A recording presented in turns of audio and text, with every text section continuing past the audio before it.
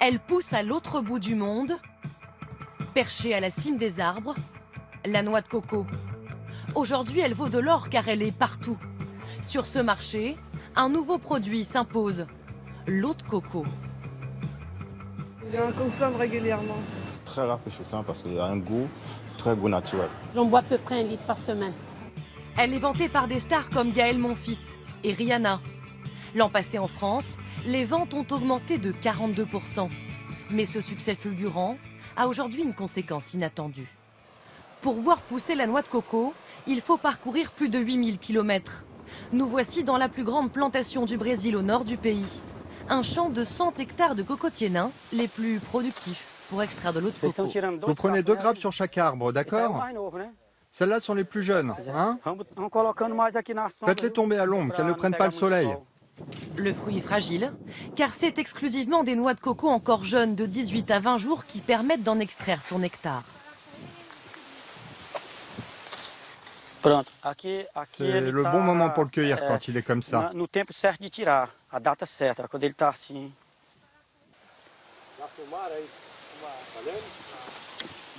Elle est bien douce, c'est de l'eau pure. La coco tombe de l'arbre et va directement à l'usine. Son eau est directement exportée dans votre pays, en petite boîte. 200 000 fruits sont déchargés tous les jours dans cette usine.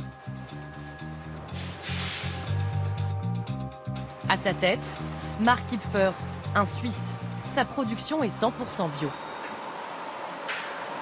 Ici, c'est l'eau de coco qu'on vient de voir à l'extraction, à l'arrivée ici.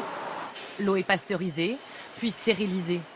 Il lui faut une noix de coco pour faire une brique de jus. 70% de sa production est exportée.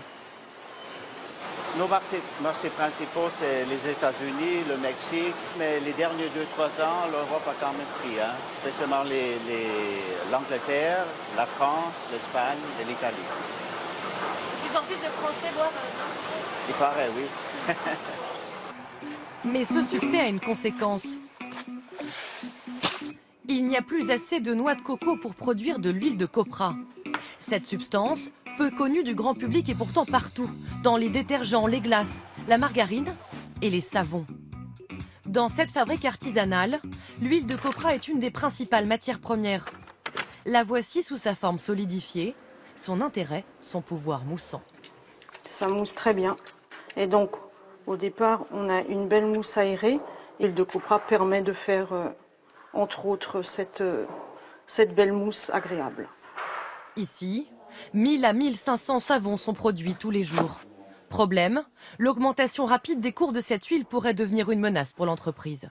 C'est difficile l'augmentation des prix parce que nous, on ne peut pas forcément augmenter nos prix publics par rapport à cette augmentation-là. Au mois d'août, elle a augmenté de 40 centimes par kilo, ce qui est quand même pas négligeable. Et nous, on passe environ 40 tonnes d'huile de copra par année. Soit 16 000 € de dépenses supplémentaires par an. Pour limiter la hausse des prix sur les marchés, il faudrait augmenter la production mondiale en un temps record. Nous retournons au Brésil. Dans ce pays, un cultivateur a peut-être trouvé la solution. On arrive dans la plantation d'hybride dans quelques secondes. Ces cocotiers ont 22 ans. Il a fallu 22 ans à l'Aerte Guarguel pour créer un cocotier hybride. Il est plus robuste et produit 3 fois plus de fruits par an.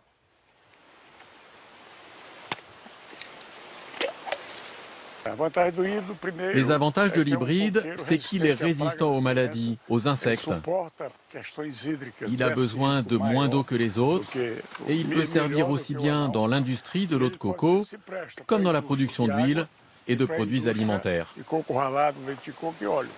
Son secret se cache dans son laboratoire aux allures artisanales. Tout ça, c'est un réservoir à pollen. L'objectif, c'est d'extraire le pollen de ces petites graines. Ce pollen, il va le pulvériser sous forme de poudre sur la fleur femelle. C'est ainsi qu'est née sa nouvelle espèce. Notre objectif d'expansion, c'est de planter encore 3000 hectares d'hybrides pour pouvoir satisfaire le maximum de la demande des fabriques d'eau et d'huile. 3000 hectares de cocotiers hybrides, un plus pour faire face aux besoins du marché. En France, la consommation d'eau de coco devrait être multipliée par 10 en 10 ans.